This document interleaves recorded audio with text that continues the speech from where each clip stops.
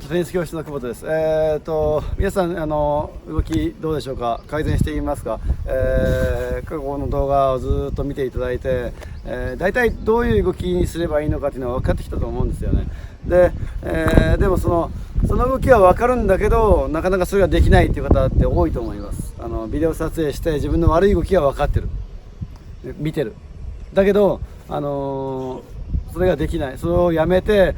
私が説明している動きはできないっていう方がほとんどだと思うんですよね。なかなかこの動画を見ただけですぐパッとできる人っていうのはなかなかいないと思います。で、自分の悪い動きはもう分かってる、でいい動きも分かってる、でもそれは自分ができない、この状態だと思うんですよね。でこれをどうやって、改善していくかっていうのはやっぱりやり方があるんですよ。でそこを間違うといつまでたってもやってるつもりでも動画撮ったら全然できないっていう状況になってしまいますので、その改善策を、今から言います。まずはですね、悪い動き、例えばフォアハンドに行くなら2度引きありますよね。ここからこういったんだけどまた引いてしまうとかありますよね。それ無意識でやってた、動きなんですよね。で無意識でやってる動きっていうのは直すのはすごく難しい。やらないでそれもこうやってたから、動画で見てこうやってたからこの引きもう止めようと思ったところで止まるもんじゃないんですよ。そうちょっと考えたぐらいでね、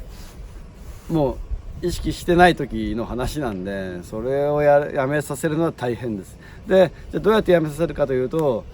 まずその間違ったこの二度引きがあったら、この間違ってるのをはっきりと意識しながらやるんですよ。こっからパッパッってやってたのを、こっからこうパッパッと自分で1、2っていう風に練習するんですよね。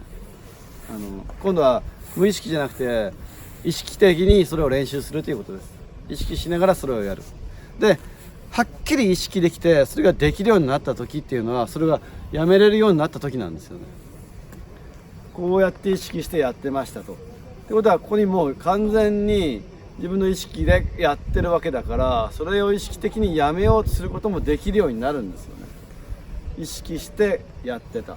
今度は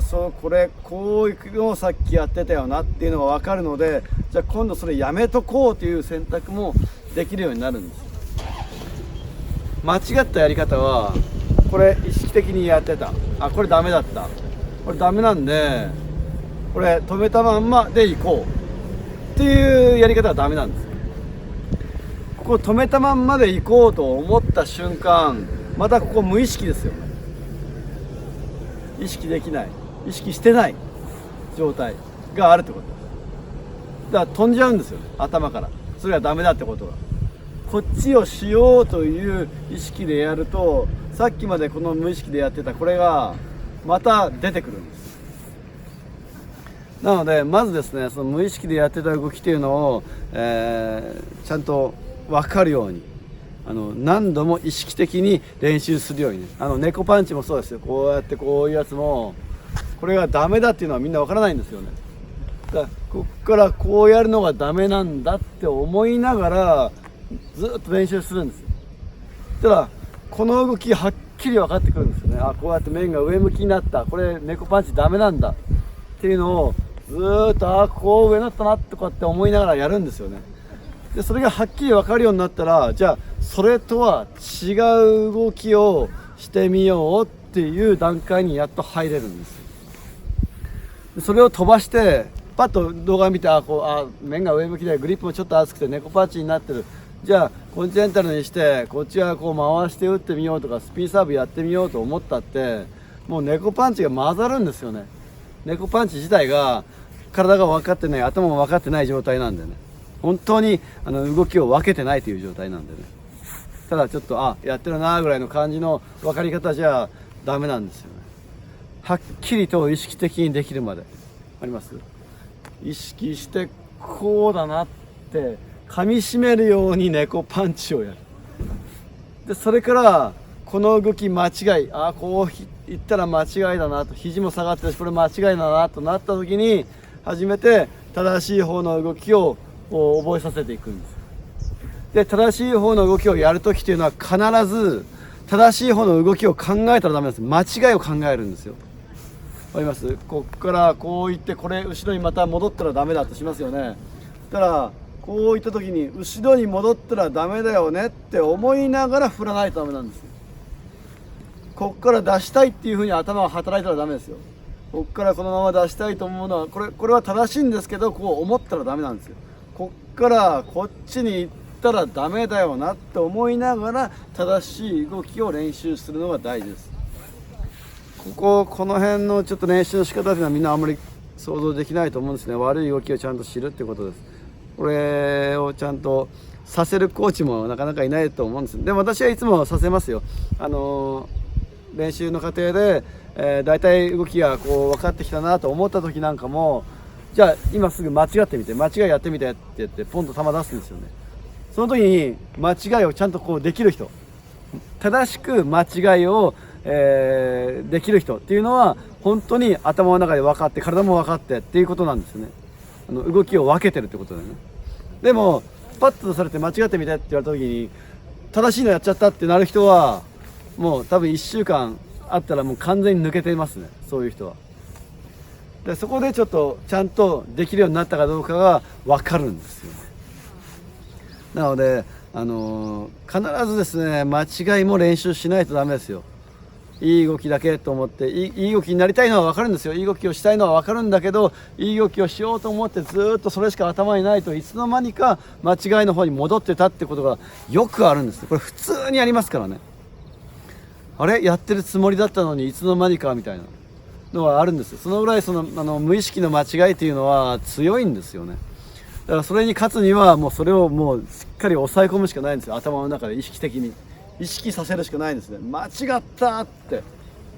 これこうやったら間違い、こっち行ったら間違い、この点だったらこれ間違いだよなって、じゃあ正しいのやろうと思った時に間違いはあれだよなって思いながら正しくしていく。こ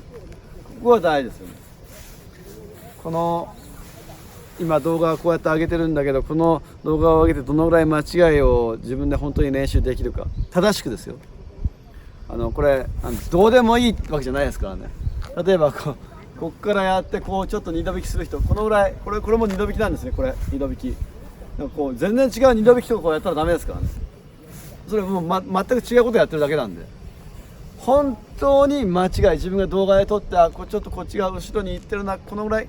行ってるなっていうのをちゃんとこのぐらいで練習しないとダメですからね。大げさにやったらダメですからね。大げさにこんなやったらダメですからね。それだとまた全然覚えられないです、間違いが。で間違いは覚えられないと正しくやろうと思ったのに間違い出てしまう。この辺だから私もそのレッスンで間違いやってくださいって言ってパッとやらせるんだけど、その時に全然違う間違いをやった時はいつもよりも幅が大きく間違ったとかね、高くなりすぎたとかで、いつもの間違いよりもその激しく間違った時はまだ分かってないなってことなんですよ。間違えましたけどって言ったら、いやそれちょっと正しい間違いじゃないんで間違いですみたいなそんなことやってますね。で必ずそうやって正しいのと間違いって言ってこう動画撮ってみるのもいいと思いますよ。じゃあ今から、最初は必ず正しい方からいきますって言ってピッと押して、で次間違えますって言ってまたやってっていう風に交互にね、壁打ちでもいいし、誰かに球出ししてもらうでもいいし、自分でコートでね投げてこうやるのでもいいんですよね。